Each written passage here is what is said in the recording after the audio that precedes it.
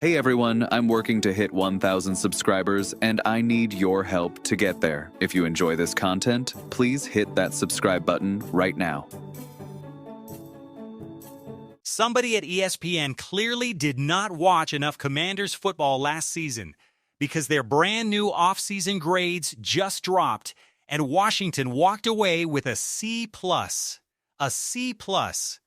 For a team that fired its entire defensive staff, brought in one of the most disruptive coordinators in football, paid real money for a pass rusher, drafted arguably the steal of the entire first round, and completely retooled its offensive coaching staff. If that is C-plus behavior, half the league should be failing outright. So today, we are going through this report card line by line, agreeing where ESPN actually got it right and dragging them where they clearly missed, because there is a lot to unpack here, and Commanders fans deserve the real breakdown, not a paywalled hot take. Let's start where ESPN started, with what they crowned as Washington's single biggest move of the entire offseason, the free agent signing of edge rusher Odafe Oweh. Now on the surface, this deal looks like the kind of number that makes fans squint and go, wait, how much? 4 years, $96 million, with $50.5 million of that fully guaranteed. That is a serious financial commitment for a guy who, if we are being brutally honest, is not exactly a household name outside of hardcore football circles. Last season, he actually ranked just 26th among edge rushers league-wide by Pro Football Focus grading, a number that on its own does not exactly scream superstar splash signing. But here is where you have to slow down and actually look under the hood instead of just reacting to a raw ranking number, because that is precisely what the analytics crowd has been screaming about. His pass rush win rate at the position last season, spread across 2 different teams no less, the Ravens and the Chargers, came in at 16.7%, which ranked 10th best among every single edge rusher in the league.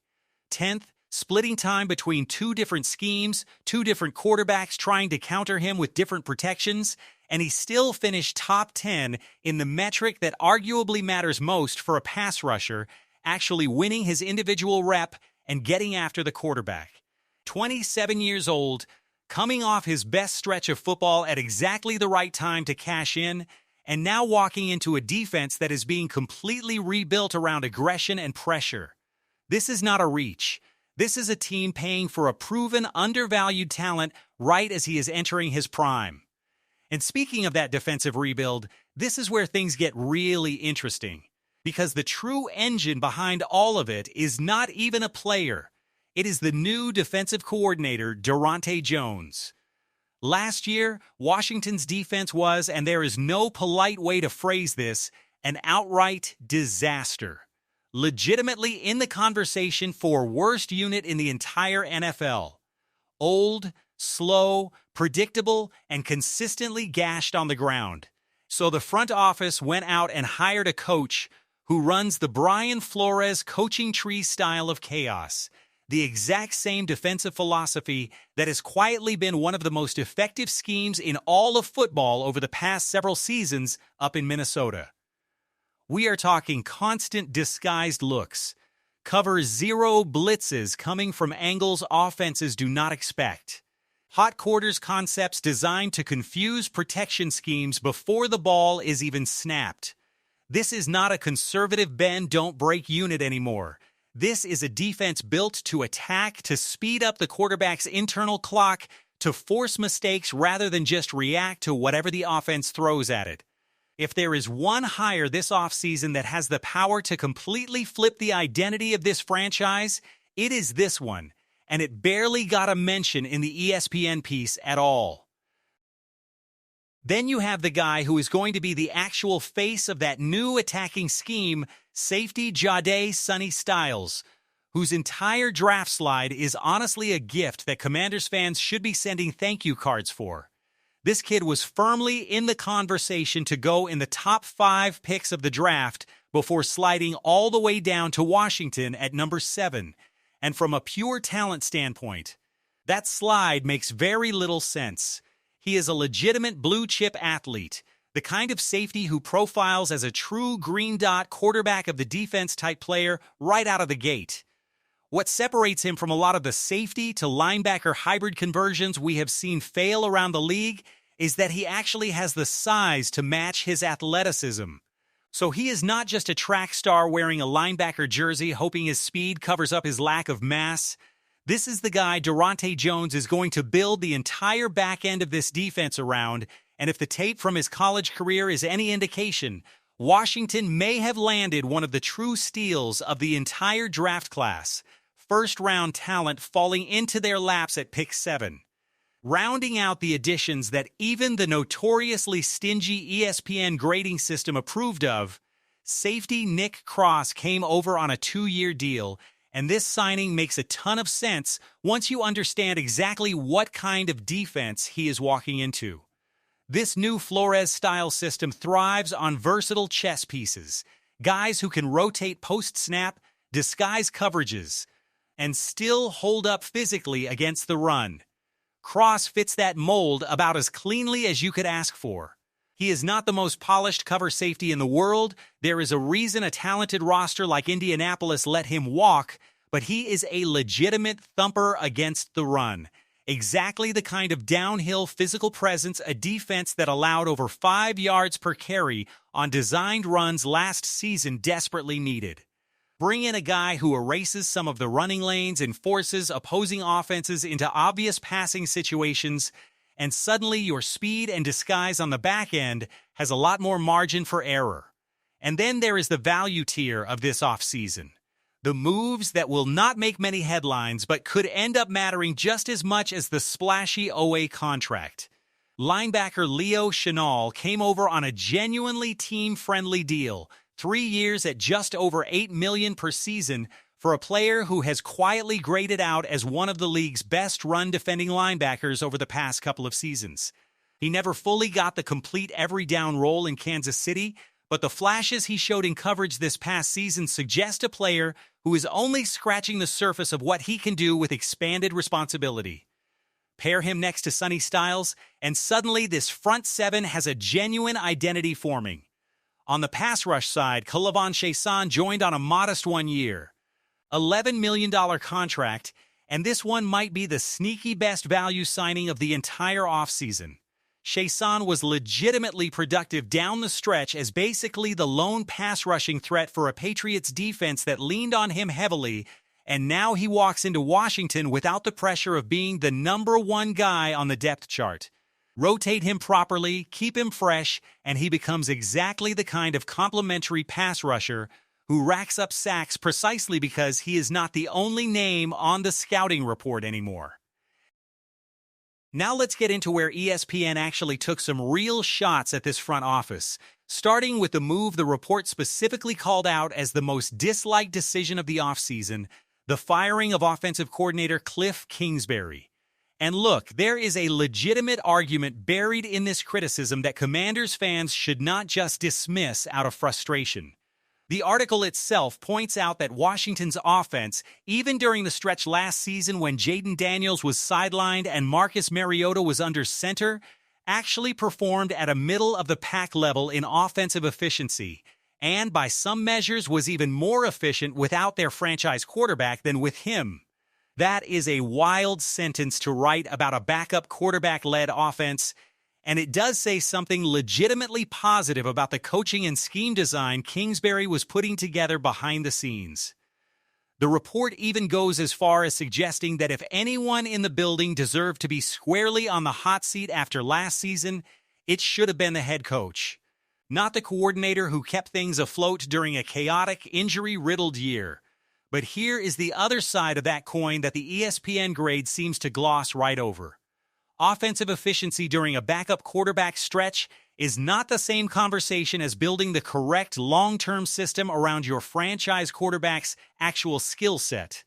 Reports out of the building have made it clear that ownership and the coaching staff want to shift towards significantly more under-center football, more genuine pro-style concepts, more play-action integrated directly off of run looks, rather than living almost exclusively out of shotgun spread formations. Kingsbury, by all accounts, was not fully bought into making that pivot. So while it is completely fair to say he did not deserve to be scapegoated for a defense that was historically bad, it is also fair to say that bringing in David Blough, a West Coast offense disciple who wants to lean much harder into the exact style of football this coaching staff envisions for Jayden Daniels going forward, is not some reckless, panic decision either. Sometimes a coordinator can be doing solid work and still not be the right long-term fit for where a franchise wants to head philosophically. Both things can be true at once, and that nuance got completely lost in a report card that just slapped a thumbs-down sticker on the move and moved on. Now for the one area where the criticism genuinely lands with almost no pushback needed, and that is the center position.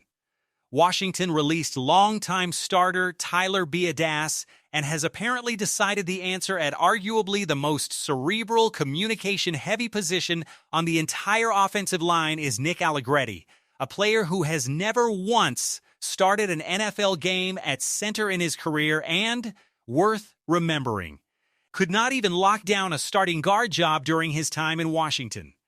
Ask yourself honestly, if a player could not win a starting job at guard, a position generally considered less demanding from a mental processing standpoint than center, why would anyone be confident he suddenly transforms into a quality starter after simply sliding over one spot on the line?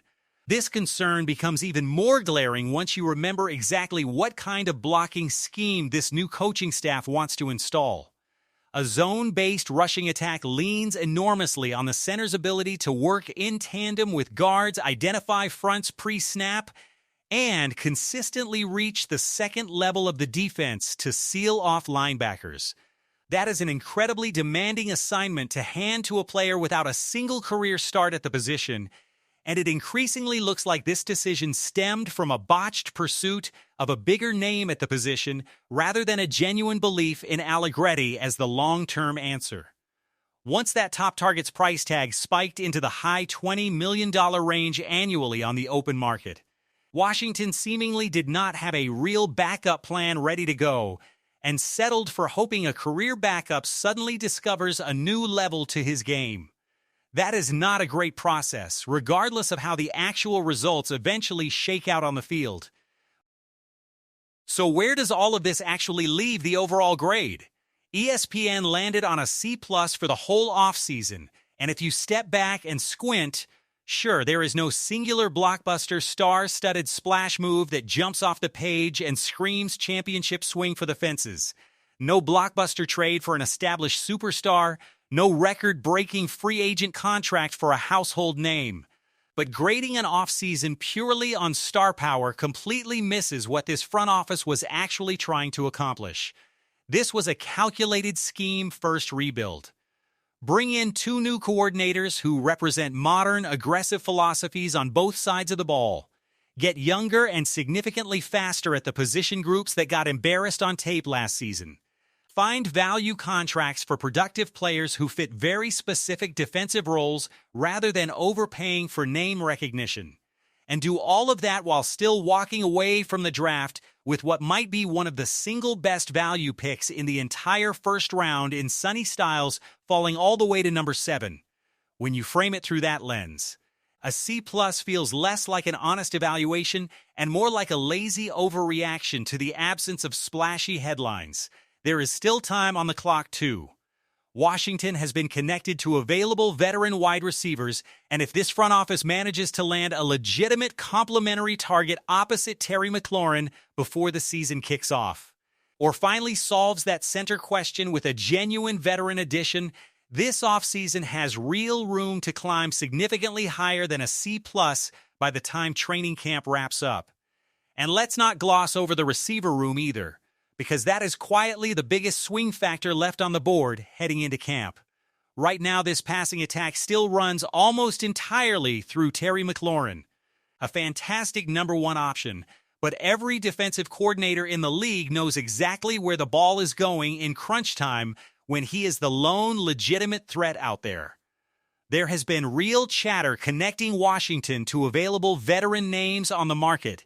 Guys like Stephon Diggs and Brandon Ayuk have both been floated in different corners of the internet, and either addition would completely change the math for this offense. Remember, we already talked about how a running back like Dollar Bill struggled to get going on outside runs last season specifically because defenses did not respect the receivers enough to keep safeties out of the box. Add a legitimate second read who can win one-on-one matchups down the field. And you are not just helping the passing game, you are opening up running lanes that simply were not available last season. That is the kind of ripple effect that never shows up cleanly in a report card grade but absolutely shows up on Sundays.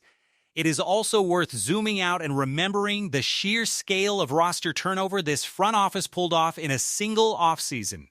2 full coordinator hires on both sides of the ball is already a massive undertaking for any organization to execute cleanly, let alone do it while also retooling the safety room, adding depth at linebacker, paying up for a genuine difference maker on the edge, and doing it all without mortgaging future draft capital in some desperate blockbuster trade.